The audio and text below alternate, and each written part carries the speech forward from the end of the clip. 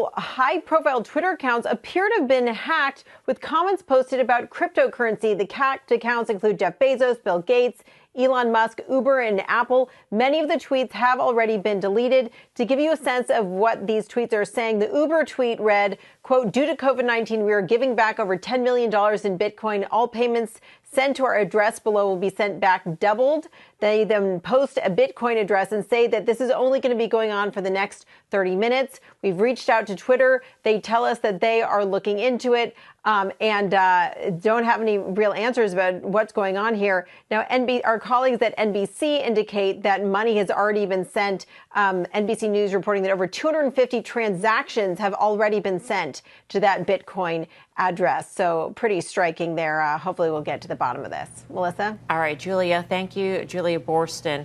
Dan Nathan, this is targeting, a few accounts. It's not a widespread hack, but at the same time, this is not good news for Twitter.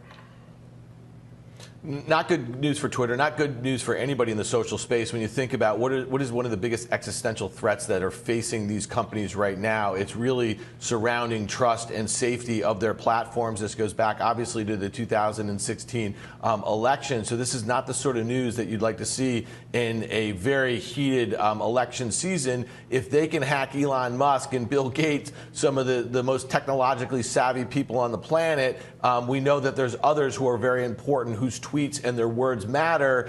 If they are co-opted and hacked, there's much bigger implications than some Bitcoins being tossed around on the internet. Yeah, Guy, a lot of blue-checked accounts that were hacked, including, as Julia had mentioned, the accounts of corporations like Apple as well as Uber. And, as we get nearer and nearer the election, this is going to be a focus and could be a source of scrutiny by lawmakers on Twitter and social media.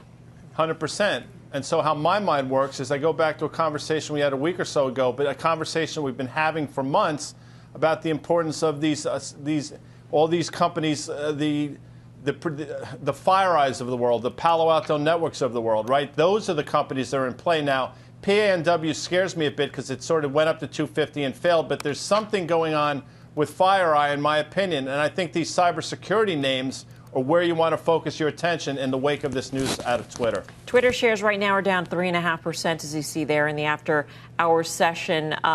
Pete Najarian, is this a significant risk in your view to the Twitter story?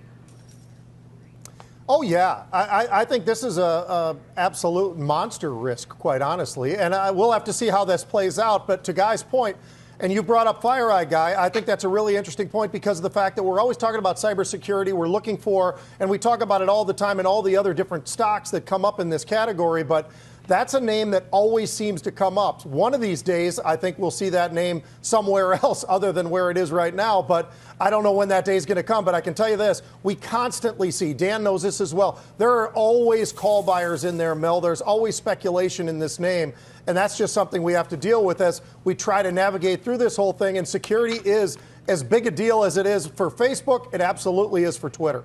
Yeah, just checking on social media stocks in the after hours, it does seem that it is a Twitter problem in that Facebook shares are basically flat after hours, down 0.1%, and Snap shares flat as well. Jeff Mills, last word here on Twitter. Yeah, and I think Twitter might actually end up getting punished disproportionately just because it has had certain problems with monetizing its ad platform. So there are questions fundamentally about the company. So anything that adds an overhanging risk like this, I think could be a potential issue. But you've seen other companies like Zoom that have had security problems where the stock hasn't reacted. So I think investors might look through to some of those growth elements. And because Twitter has some questions there, it could be hit a little bit harder.